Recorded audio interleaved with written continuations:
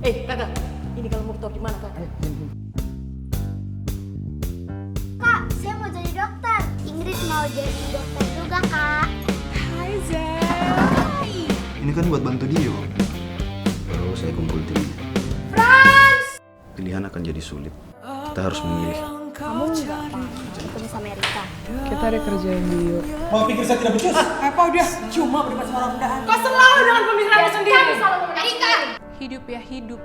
Yang setiap hari harus saya jalani, saya hadapi, saya kalahkan. Apa itu yang disebut kemenangan dalam hidup? Oh, kembali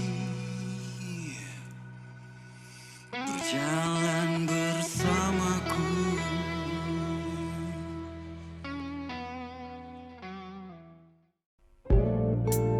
Hello, it's the Duh Podcast, a tender, comprehensive talk with awe-inspiring speaker.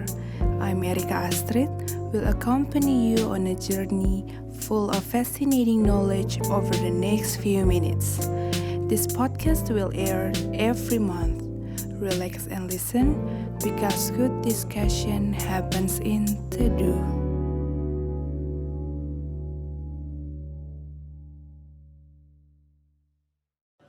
Hai semua, apa kabar? Senang sekali saya Rika Astrid bisa kembali menyapa kalian semua. Nah, Teduh Podcast kali ini episode kelima akan menghadirkan dan ditemani dengan narasumber-narasumber yang luar biasa. Tapi sebelum itu, teman-teman tahu tidak, beberapa hari yang lalu, tepatnya tanggal 31 Oktober, GPIB merayakan dan memperingati hari ulang tahun GPIB yang ke-72 tahun. Nah, luar biasa perjalanan GPIB sampai tahun ini, sampai tahun ke-72 ini. Dalam perjalanannya banyak banget hasil-hasil karya-karya yang sudah dihasilkan dan dibuat oleh GPIB sendiri, terkhususnya GPIB Jemaat Bukit Zaitun. Sejauh ini sudah ada event seperti konser, terus juga ada penampilan-penampilan langsung di dalam gereja, dan tahun ini dengan menyesuaikan keadaan pandemi, GPIB Bukit Zaitun menghasilkan karya dalam bentuk film pendek yang berjudul Kembali. Nah, hari ini kita ditemani oleh dua narasumber yang luar biasa. Langsung saja kita perkenalkan kedua narasumber kita. Yeay, selamat malam Kak. Malam Erika. Apa kabar? Baik. Wah, senang sekali. Terima kasih sudah bersedia datang di Teduh Podcast hari ini. Mungkin untuk yang belum tahu, kakak-kakak bisa silahkan memperkenalkan nama untuk teman-teman yang belum kenal atau belum pernah lihat kakak-kakak. Silahkan. Halo, nama saya Dedi. Pekerjaan saya sekarang sebagai freelance editor dan colorist. Banyakan sekarang di bidang colorist itu di mana kita menggrading sebuah gambar, video untuk mencapai look dan mood yang ingin dicapai dari sutradara atau DOP. Khususnya dalam produksi sebuah film atau video klip dan iklan. Oh, begitu ya Kak. Kalau Kak Dia sendiri? Oh ya, sebelumnya nama saya Dio. Buat yang belum tahu mungkin ya, saya profesinya bisa dibilang freelance,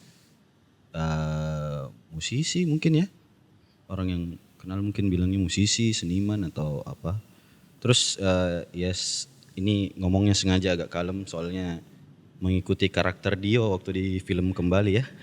Ada yang sudah nonton film Pasti kan Kembali? teman-teman sudah nonton ya? Iya, itu dia. Jadi mungkin sepanjang podcast ini saya akan mengikuti karakter Dio yang agak kalem ya. Karena sebenarnya saya enggak kalem, aslinya ya bacrit. Oke Kak Dio, seperti yang tadi Kak Dedi dan Kak Dio sudah sampaikan bahwa Kak Dedi ini menggeluti dunia perfilman, sedangkan Kak Dio musik. Yeah. Selain dunia itu, apa hobi atau kesukaan Kak Dedi dan Kak Dio? Kalau dari saya, kadang lebih suka explore bagaimana teknik-teknik mengolah sebuah gambar. Terus kadang juga suka baca komik, baca artikel-artikel di internet. Kurang lebih seperti itu sih. Oh iya, kalau Kak Dio? Hobi lebih sering Apa ya? Asik. Itu waktu kemarin di wawancara di Tribun Timur jawabannya kayak begitu. Apa ya? Sok kalem ya. Kalau hobi biasanya ini kurang lebih hampir sama kayak dia mengeksplor apa yang sedang saya kerjakan, yang saya suka, kayak mungkin mencari referensi tentang mixing musik, mengaransemen musik atau membuat lagu mungkin ndak jauh-jauh lah dari musik sama seni. Jadi sebenarnya tidak jauh dari profesi kakak-kakak sekarang, tetapi yang mencari sesuatu yang bisa memperkaya lagi diri kakak dalam profesi kakak sendiri ya berdua ya. Oke, kalau begitu kesibukan belakangan ini Kak, apalagi kan sekarang masih masa-masa pandemi ya, PSBB, apa yang kakak-kakak sering lakukan?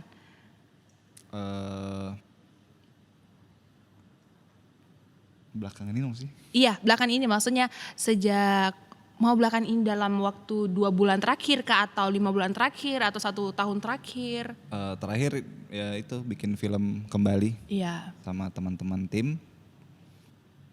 Dan sekarang lagi proses pembuatan breakdown dari tiap shot-shot yang dikasih treatment khusus. Seperti contoh misalkan ada visual effect di situ, ada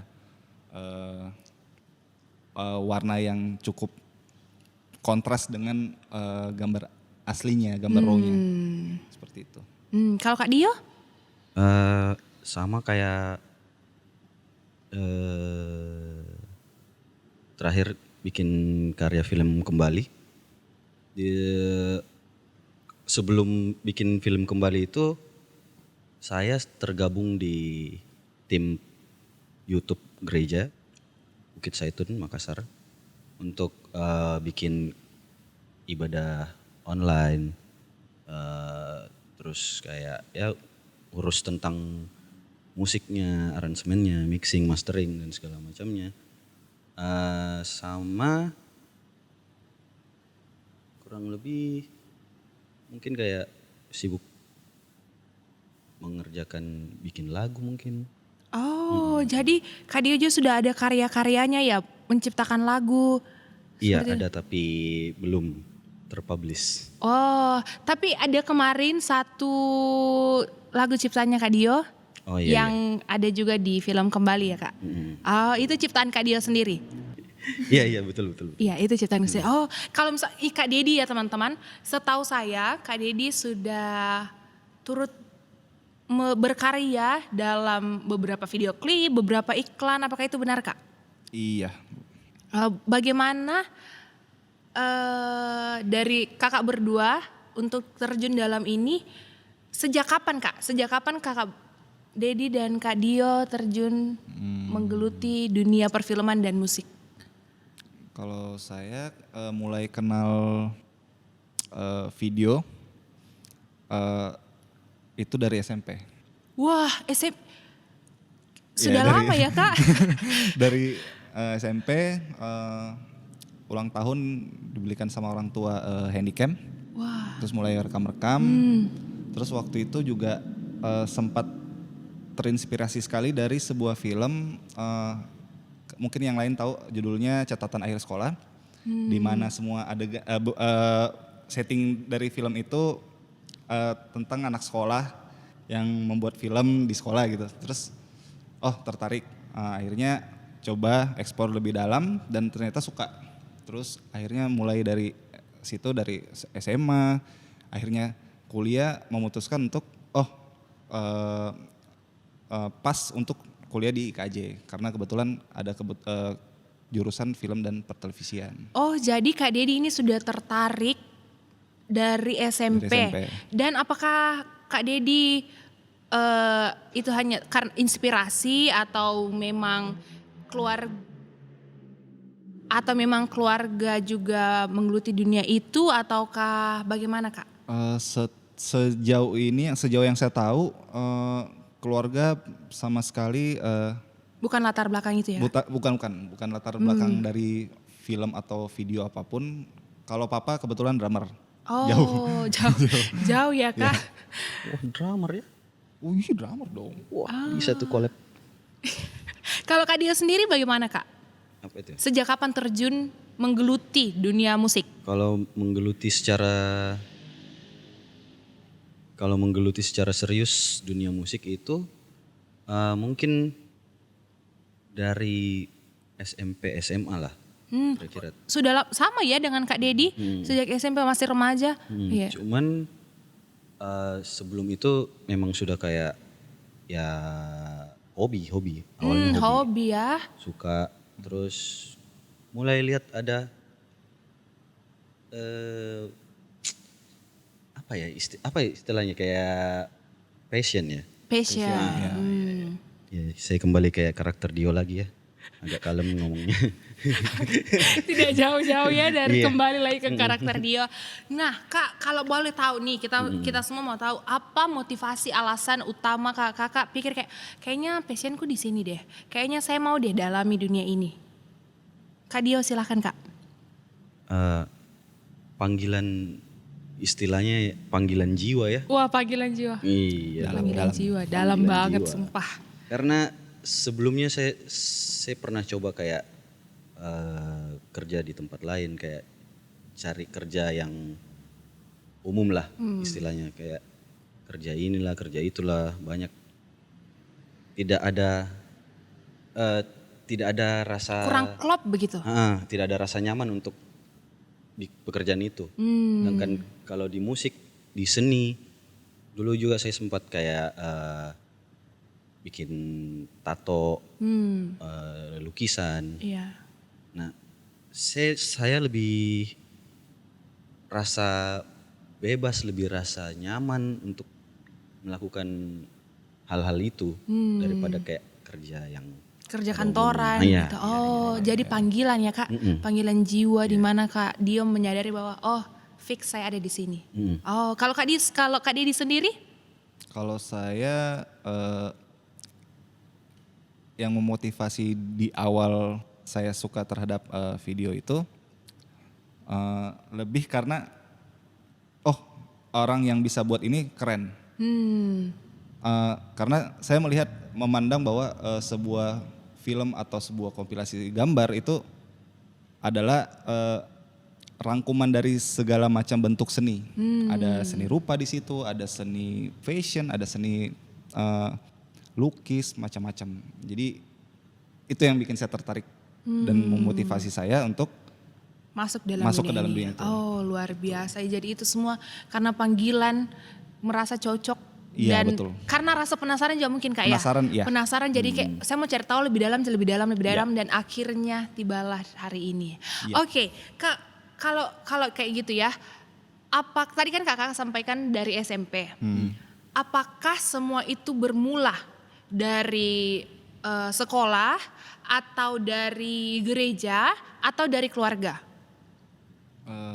Kalau saya pribadi mulainya itu dari sekolah. Sekolah. Kebetulan waktu itu sudah punya handycam, terus Iya. waktu itu kebetulan ada acara perpisahan sekolah kelas 3 SMP. Ya udah sekalian bawa tes handycam teman-teman, habis itu habis ini mau diapain? Akhirnya ya udah coba diedit, belajar ngedit, belajar nyambung gambar. Waktu itu cuma masih pakai Microsoft Windows Movie Maker. Masih dengan seadanya ya Kak? Masih seadanya, laptop juga masih laptop. Ya itulah laptop jadul. Kalau Kak Dio? Silakan Kak. Jadi cuman waktu itu karena betul-betul tidak tahu apa-apa dan rasa ingin tahu yang besar, akhirnya mencoba mendobrak keterbatasan bahwa alat-alat yang kita punya ini sangat tidak mumpuni buat pekerjaan seperti ini gitu. Ya tapi karena rasa ingin tahu yang besar, ya udah kita coba deh, sabar deh, kulik deh. Oh jadi Kak Dedi juga memulai itu sendiri atau ada orang yang mendampingi? Sendiri, waktu itu sendiri. Dan waktu itu udah akhirnya hasilnya burn ke DVD, bawa ke sekolah, teman-teman juga pada kaget, kok ada videonya gini-gini. Terus mulai senang di situ. Dan itu menjadi pengalaman pertama Kak Dedi dalam mengedit? Iya. Kak Denny masih ingat perasaan pertama kali melihat hasil itu?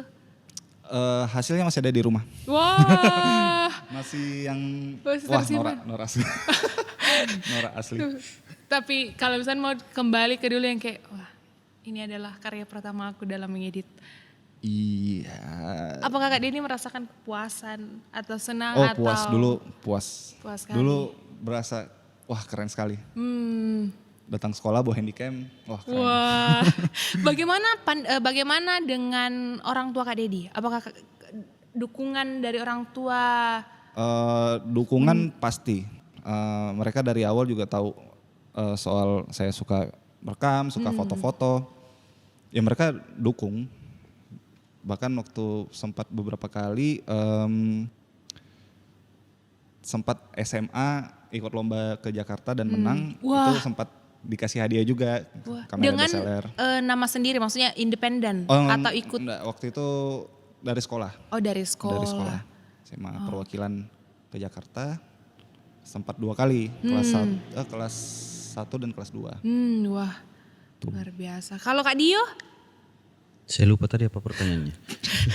Iya, jadi sejak kapan Kak Dio terjun dalam bidang ini dan apakah musik Kak Dio dalami musik itu dari lingkungan keluarga atau sekolah atau gereja? Bisa dibilang dari lingkungan keluarga iya, lingkungan gereja juga iya. Kalau di lingkungan keluarga saya tidak ada yang musisi. Ya, kalau mama saya itu aktif dulu paduan suara di gereja ini. Iya. Nah setelah itu pelan-pelan dari kecil, dari masih sekolah minggu dikasih ikut paduan suara sekolah minggu lah. Lomba-lomba ini, lomba itu. Sampai akhirnya ya sudah mulai dari situ bertumbuhnya tidak jauh-jauh juga dari gereja. Jadi dulu sempat jadi kantoria di gereja, tapi habis itu berhenti karena sibuk dengan satu lain hal dan lanjut di luar. Akhirnya main band lah, apalah. Ini bersangkutan sama musik. Kalau misalkan tadi Kak Dedi kan mulai dari SMP terus ada buat film untuk perpisahan. Kalau Kak Dio masih ingat tidak perasaan, bukan perasaan, karya pertama atau performance pertama yang Kak Dio lakukan baik itu dalam bernyanyi atau bermain alat musik? Wah, performance pertama. Dulu kalau bilang yang pertama ya, Iya. saya masih ingat sampai sekarang waktu itu ada lomba nyanyi solo kalau enggak salah ya, nyanyi solo di gereja di sini. Itu yang iringi saya main gitar itu Kak Doni. Kak Doni Patiselano. Dan saya nyanyi lagu apa ya waktu itu. Tuhanku bila hati kawanku. Itu lomba solo ya Kak? Masih ingat. Jadi itu kayaknya bisa dibilang performance pertama kayaknya itu. Kan selama ini Kak, mungkin kalau yang gereja di Bukit Zaitun sendiri sering lihat mukanya Kak Dio, tapi selama ini kita cuma sering lihat Kak Dio bermain gitar. Kenapa Kak Dio jarang kita melihat Kak Dio untuk jadi kantoria lagi, untuk mengenang masa-masa yang lama? Agak tidak pede ya dengan suara saya sendiri sebenarnya. Kenapa tidak pede Kak?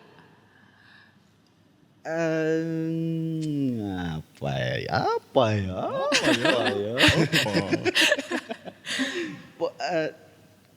Ya karena memang enggak pede. Tidak pede, tapi kalau misalnya main gitar pede. Iya, lebih pede main gitar lebih Kalau pede main daripada gitar. gitar sambil nyanyi? masih bisa mungkin. Masih bisa. Makanya waktu di film kemarin itu yang part saya nyanyi pasti main gitar. Oh, Kalau iya, lepas begitu. gitar, wah. langsung mati Hilang gaya, fokus. langsung dia tahu mau Iya, bikin betul apa. sekali. Oke. Nah, seperti kakak tadi kan sempat sebutkan kalau misalnya kakak-kakak juga turut berpartisipasi, turut mengambil peran yang sangat penting dalam proyek pembuatan film Kembali dalam rangka HUT kemarin. Boleh cerita sedikit tidak bagaimana proses pembuatannya, terus perasaannya kakak-kakak dalam melakukan hal ini? Saya masuk itu sudah di pertengahan, jadi ketika saya masuk ke tim, saya dari Jakarta balik ke Makassar, itu skenario sudah draft 1. Akhirnya kita dan tim sama Kak Doni juga kita eksplor lebih dalam lagi bagaimana biar skenarionya itu bisa lebih alur ceritanya lebih enak, terus lebih detail juga. Sampai akhirnya proses syuting berjalan dan pasca produksi selesai dan filmnya rilis. Ya kurang lebih workflow yang ada sudah cukup oke. Ini dalam artian workflow yang sebenarnya ya, yang secara akademis ada gitu. Iya. Itu cukup oke dan dari teman-teman juga banyak yang baru pertama terjun ke apa ya bahasanya dalam dunia persyutingan ini. Bagi saya cukup impresif karena semuanya, bahkan semua tim dan talent pun juga bisa follow up apa yang harus dilakukan gitu. Jadi cukup senang dan hasilnya juga menurut saya, bagi saya puas sih lihat hasilnya. Oke. Kalau dari Kak Dio? Kalau saya proses buatan film ya. Iya. Selama proses produksi mungkin saya lebih banyak ke ini jadi talent. Karena seharusnya saya yang urus soundnya, audionya. Cuman karena tiba-tiba Bapak produser dan sutradara meminta saya untuk jadi talent. Jadi selama proses produksi saya fokus jadi talent. Jadi talent. Nanti setelah pas di post produksi baru saya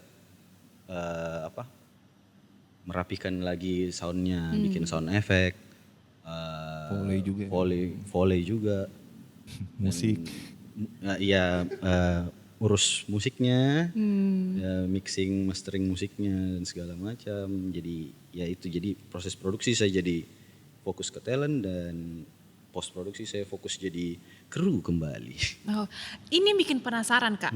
Tadi kan Kakak bilang Kakak panggilannya itu di dunia musik. Iya. Apakah sejak turut mengambil bagian dalam film ini, apakah Kak Dio punya perasaan kayaknya saya bagus deh jadi artis? Begitu. Bagaimana Kak Dio?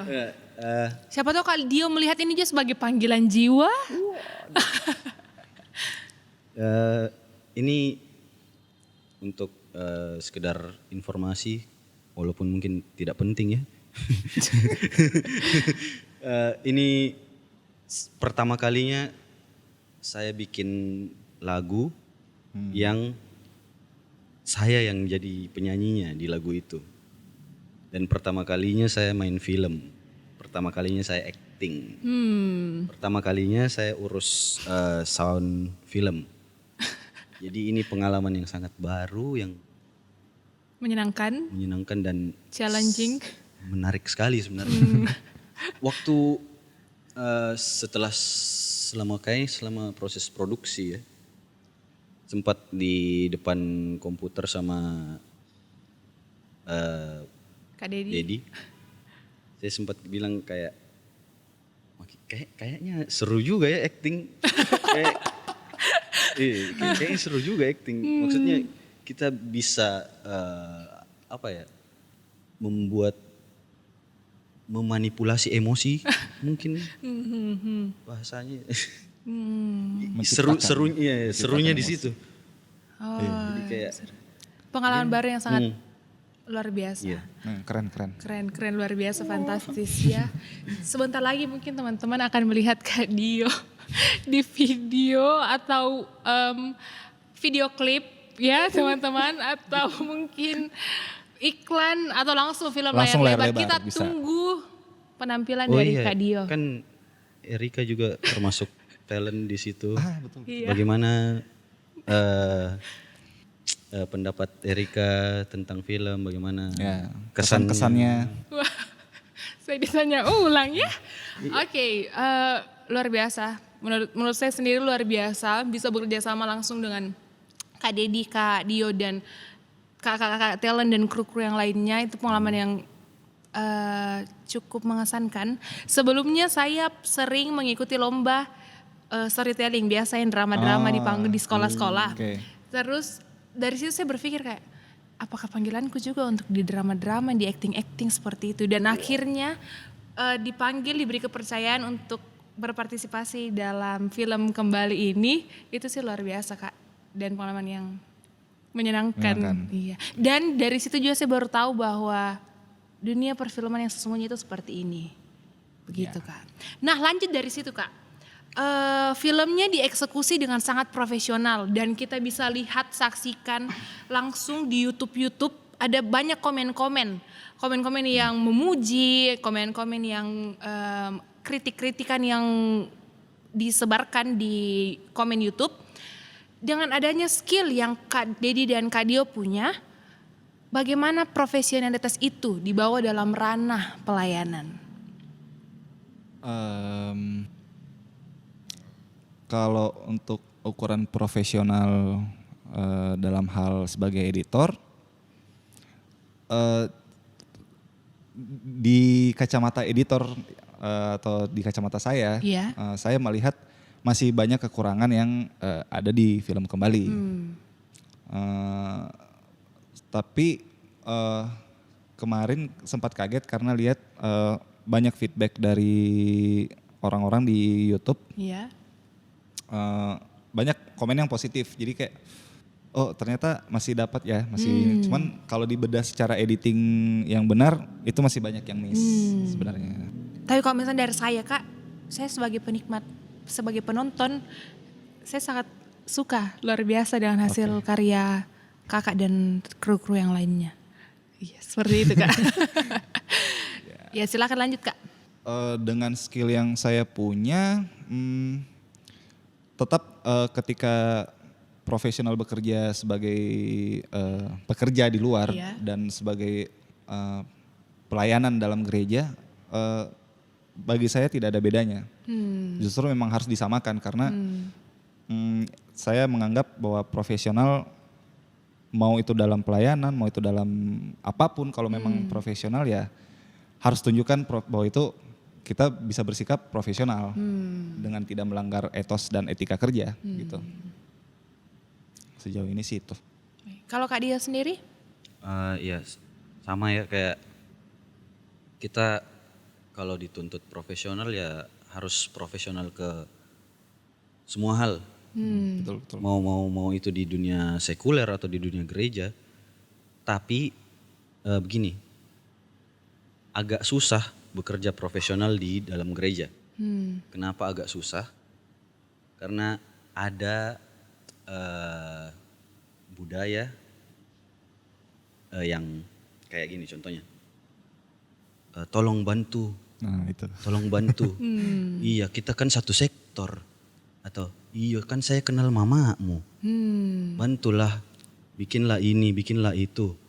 Nah itu yang agak susah. Di gereja. Jadinya kita tidak bisa profesional. Karena ada rasa tidak enak. Oh iya betul. Orang si inilah minta tolong inilah. Oh karena ini, karena itu. Jadi kita harus oh ya sudah ikuti maunya apa. Jadinya kita melanggar profesionalitas kita untuk menyenangkan satu orang yang itulah pokoknya. Iya. Sebenarnya lebih ke bagaimana caranya kita bisa bersikap profesional ketika tempat yang meminta jasa kita bahkan tidak profesional. Dan Itu sepertinya yang jemaat masih kurang, bukan jemaat, orang-orang masih kurang memahami arti profesionalitas itu sendiri. Bagaimana menempatkan diri untuk ada dalam dunia yang benar, yang sesuai dengan tadi etikanya. Masih ada lagi Kak Dio? Sudah cukup. Sudah cukup.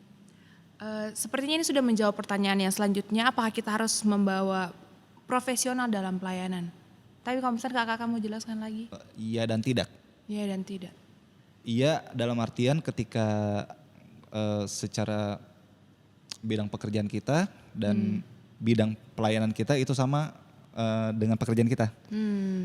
Nah, itu harus profesional ya. Tapi ketika misalkan kayak anak-anak kemarin, teman-teman kemarin banyak yang bukan berasal dari bidang film, bukan backgroundnya juga beda-beda. Terus harus mengerjakan sebuah film yang cukup panjang dengan beberapa hari syuting itu kan tidak harus profesional, tapi mereka bisa dikatakan profesional ketika mereka mempunyai loyalitas yang tinggi dan integritas yang baik. Itu kalau saya dari sih itu. Kalau tanya harus kita profesional pelayanan, ya. Sebenarnya harus. Tapi tidak apa-apa asal dia memiliki ciri-ciri dari profesional itu sendiri. Contoh misalkan loyalitas dan integritas. Oke. Jadi ketika saya tidak tahu bikin film tapi saya mau ikut bantu. Ya sudah ikut tapi konsisten tiap hari. Bantu dan itu menurut saya tidak harus profesional tapi mereka bisa dibilang melayani dengan baik. Seperti itu. Kalau dari Kak Dio? Sudah terjawab semua kayaknya dari Dede. Sudah terjawab. Oh sama ya? Sama. Oke. Kalau begitu Kak, apakah ada perbedaan dari kacamata kakak berdua ya? Apakah ada perbedaan pekerjaan kakak di dalam gereja, dalam pelayanan itu sendiri dengan di luar? Kalau dari sisi musik ya, jelas ada bedanya. Soalnya kalau di gereja itu tentu ada aturan-aturan yang harus diikuti. Contoh kecil saja, main di gereja itu tidak boleh pakai celana jeans. Nah itu sudah sangat berbeda dengan di luar sana. Di luar sana kita dituntut untuk berpenampilan semenarik mungkin untuk bisa menghibur orang. Kalau di gereja itu ada batasan-batasannya dan banyak batasan yang kayak mulai dari pakaian bahkan yang tidak ada hubungannya sama musik pun ada batasannya. Jadi itu menjadi perbedaan ya Kak? Jauh beda. Kalau Kak Didi? Kalau saya secara dunia kerja di luar, kalau di luar kerjaan saya cuma satu. Kalau di gereja kerjaan saya banyak. Jadi ada istilah yang dibilang double job desk. Nah kalau saya itu triple bisa multi job desk lah pokoknya. Jadi dalam misalkan syuting proses pembuatan video di luar, saya khusus kalau bukan sebagai editor atau sebagai motion graphic atau sebagai colorist. Tapi ketika berkarya dalam gereja sebagai bentuk pelayanan, saya bisa bermacam-macam bisa sebagai DOP, bisa sebagai kemarin kalau di film Kembali, saya sebagai co-director, sebagai DOP, sebagai editor, sebagai colorist dan sebagai ya itulah 4. Gitu Ya, ya. kalau kerjanya sih sama, cuman lebih banyak aja kerjanya. Nah Kak, berlanjut dari situ. Tadi kayak Kak Dedi sampaikan, Kak Dedi mengerjakan banyak hal di dalam gereja, dalam pembuatan film kemarin. Kita bisa melihat bahwa banyak potensi yang orang-orang miliki di luar sana.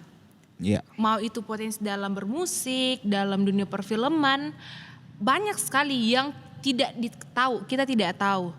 Nah, banyak juga yang mengomentari, mungkin bisa dibilang mengomentari kayak ini seharusnya begini, ini seharusnya begini, kenapa ini tidak begini, kenapa tidak begini, tapi tidak mau terjun, tidak mau istilahnya tidak mau memberi masukan, tidak mau memberi feedback dalam karya-karya yang dibuat oleh orang lain.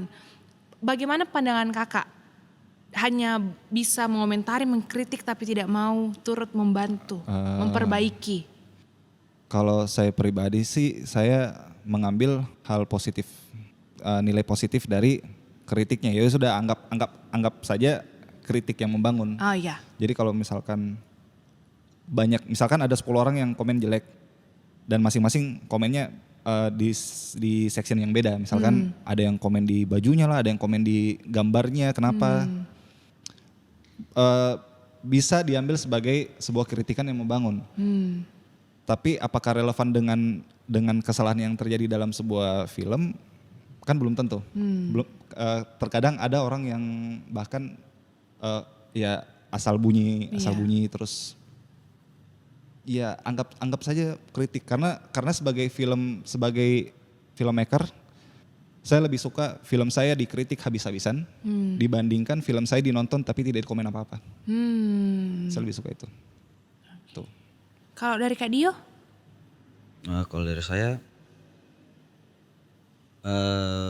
ini menurut saya saya pribadi, kritik yang tidak dibarengi dengan saran itu bukan kritik yang membangun.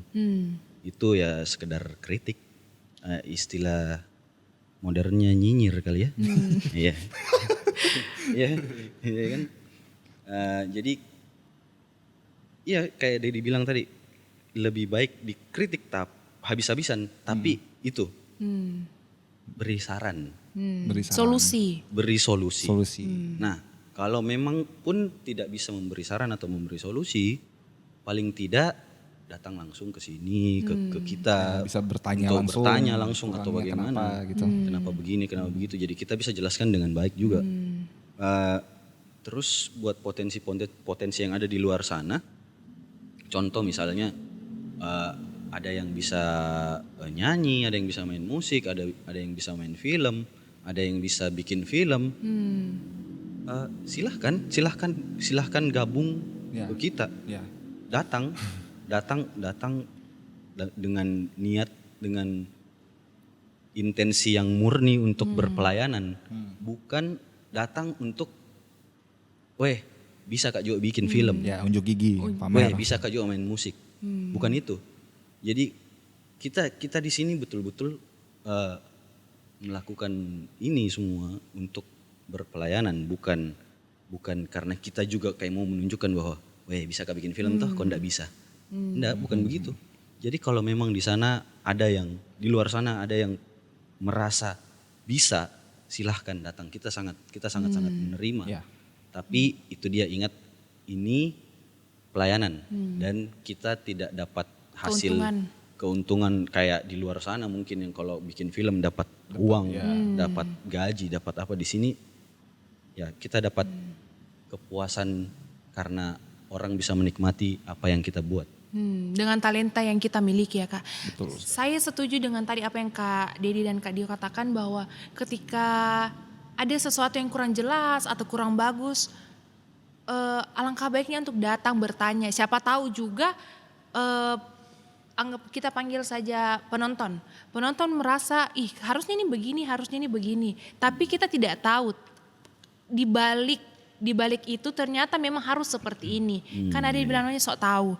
Jadi memang alangkah baiknya untuk kita cari tahu, kita bertanya supaya itu lebih jelas dibandingkan hanya komentar-komentar yang agak lucu-lucu ya Kak, begitu ya Kak. Ya, memang kita butuh hiburan seperti itu. Iya, kita butuh Kita hiburan. butuh lawakan juga ya. Oke Kak, kalau begitu apa kesan dan pesan kakak untuk orang-orang yang terlibat dalam pelayanan di luar sana? Ataupun di dalam sini, ataupun yang tidak terlibat dalam pelayanan? Yang tidak terlibat dalam pelayanan.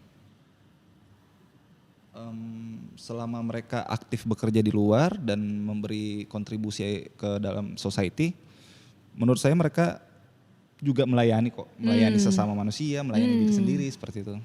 Ya tempatnya aja yang beda, nggak di gereja kan, cuma itu. Pesan buat orang-orang yang melayani di gereja, ya saya juga bukan orang yang sangat-sangat berpengalaman dan sudah lama melayani di gereja, jadi tidak bisa sesok tahu itu untuk memberi pesan ke orang-orang bagaimana caranya berpelayanan yang baik dan benar ya. Karena saya juga masih memperbaiki diri untuk berpelayanan dengan baik. Jadi mungkin lebih ke itu dia tadi yang saya bilang, intensinya dalam melayani itu apa? Tujuan utamanya. Tujuan utamanya dalam melayani itu apa? Bukan untuk bisa dilihat orang, tapi